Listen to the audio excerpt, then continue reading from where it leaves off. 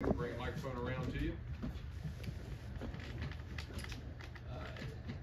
What's your earliest recollection of this game and the importance of it to you is? Well, you know, this is an in-state rival. Georgia Tech been that way for years, gonna continue to be that way.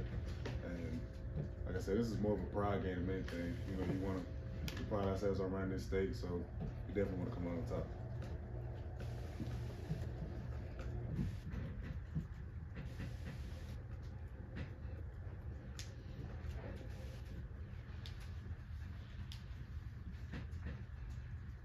I know throughout the week you guys will study this more and more, but just what's your first impression of quarterback Haynes King and what he's doing with that offense this year?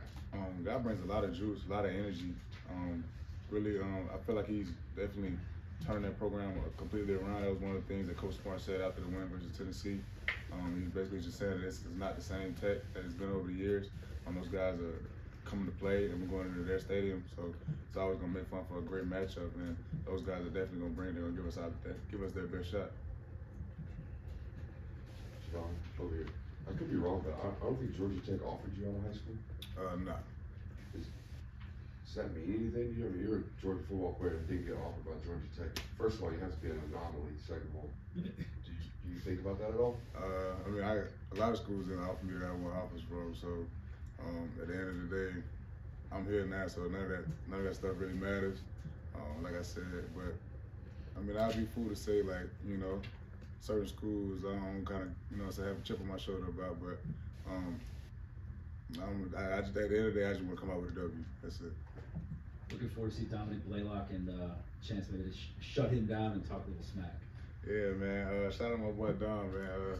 We used to say we make jokes with Dom all the time at practice, man, because Dom was so nonchalant and he was so skilled. Like, me and Takia made jokes all the time. Dom didn't even really care, and he'd still be messing you up at practice, like Dom's a great player, man. I'm excited to face off him this weekend.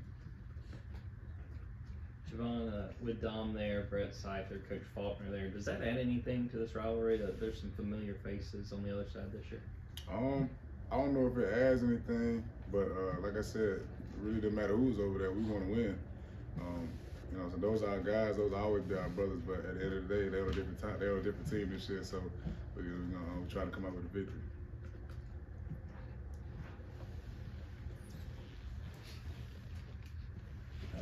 It's Coach Smart has gotten to where he's joking about the first score per game, the other team scoring first and all that. I'm sure that's something you guys would like to change. But specifically to Tennessee, what was the breakdown on that? And then what have you guys been able to do so well to where it ends there? In-game adjustments, man. In-game adjustments. You gotta like this group is different, man. You through the past defenses, man, you got one legendary defense. You got last year we was just felt like underdogs, and then this year it's just like, you know, we don't really know what's going on, especially on the first drives. But like I said, we mastered the in-game adjustments, man, and like really just stopping. I don't think we was in the right play call for the thing that they ran, but like I said, the guy, straight shot, man, he hit it and he was off to the races. But that's something we got to work on, man. We can't do the things that we want to do while giving up first drive touchdowns, let alone first play. Yeah. Yeah, you're someone who came in with Kamari and obviously know him well. This season in particular, where have you seen him sort of come along the most and make improvements in himself with the big season that he's had? Really just, I mean, the guy comes in to work day in and day out. He's one of those guys that loves football. You know, I live with him, so we connect on a personal level, man. So it's just like his attention to detail, the way he does walkthroughs, the way he takes notes, you know what I'm saying, the way he guides the younger players, man. It's a true testimony of what really hard work gets you, and he's gonna get everything that he's, you know what I'm saying, worked so hard for, because the dude just comes in and work day in and day out, and it's a pleasure to play with him. Hey, Javon, I feel like a lot of us were in awe of that play that Tyke had where he ran over the blocker and made that open field tackle. First of all, what was your reaction to that play? Because I feel like that's like a DB's dream, that kind of play. And second part, are you guys taught to strike the block right away when you see a block on the outside like that to either create an opening for you or for someone else on the team? I mean, at the end of the day, you got to do your job. That's what we're taught. You know what I'm saying? Do your job. If you can make the play, make the play. Don't be a robot. But I see Tyke do that on a daily basis, to be honest. all the receivers that tell you nobody want to block Tyke. And it's just the guy comes in and work day in and day out, and he's another player that's having a tremendous year on this defense, and it was well deserved because he's definitely been through a lot, and I'm happy for him. Ron, they haven't had a night game against Georgia at Georgia Tech for a long time. You guys have played them at noon the last couple of years, and then SEC championship the next week. What's it going to be like to, be there late game and then turn around and have an important week ahead? We got to do what we got to do. We don't really control what time we play. They at 7 o'clock, you said 7:30. That's what time we got to play. And then after we get done with that game, we're not really worried about the SEC championship right now. We'll get that when the week is there. But like I said, right now we focused on Georgia Tech at 7:30. We got to showcase against them, so we got to do all the preparation this week to get ready for Georgia Tech so we can come up victorious. I think you had that PBU in the end zone against Tennessee. You got up and where did that move come from, and how much fun are you guys having, and how important is that when we talk about streak and pressure, and it looks like you guys are just playing free and easy out there. That's a little DB thing, man.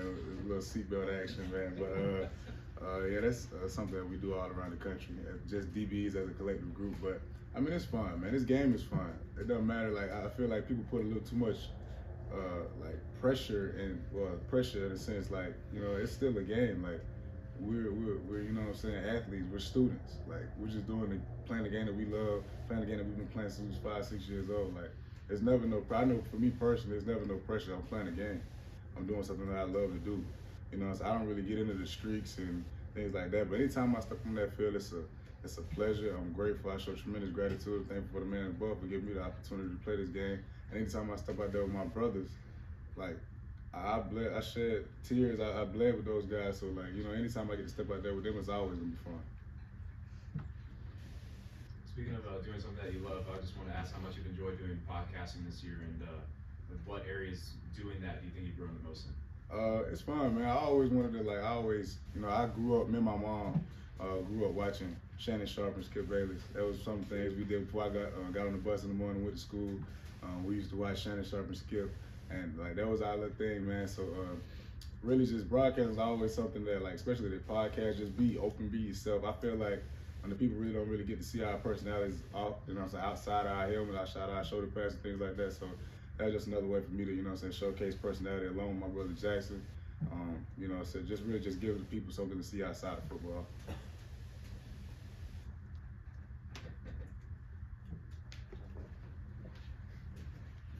What have you seen out of Jalen Kilgore this year? I know you guys are good friends. He's balling out at South Carolina. Just his development and just that relationship, you guys both being from around the Millersville area.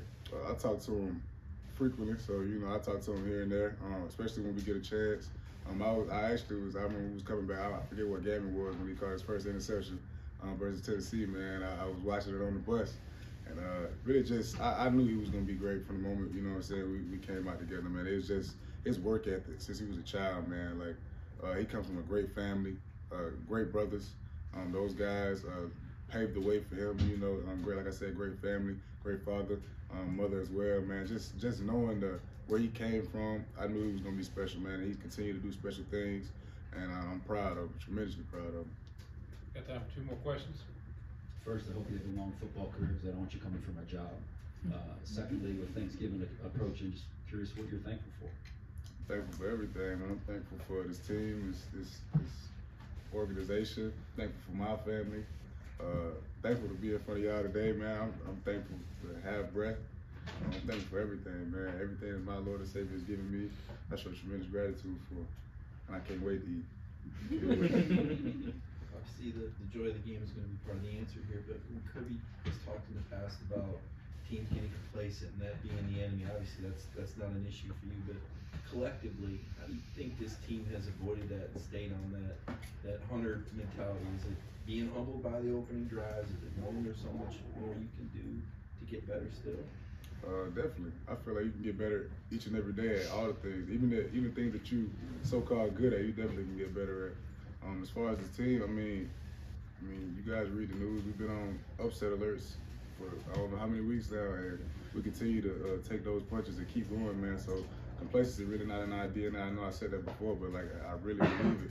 we go out and work day in and day out. We're gonna go out there and work today. We're gonna work tomorrow. We're gonna work Wednesday. So like the work is there. The proof is in the pudding, man. You can't be complacent and be hit. It just doesn't really, you know what I'm saying, correlate like that. It just doesn't happen. So like I said, we taking it one game at a time, man. We looking to dominate any game we go in. All right, Javon, thank you. Thanks, Thanks, Javon. Javon. Thank you.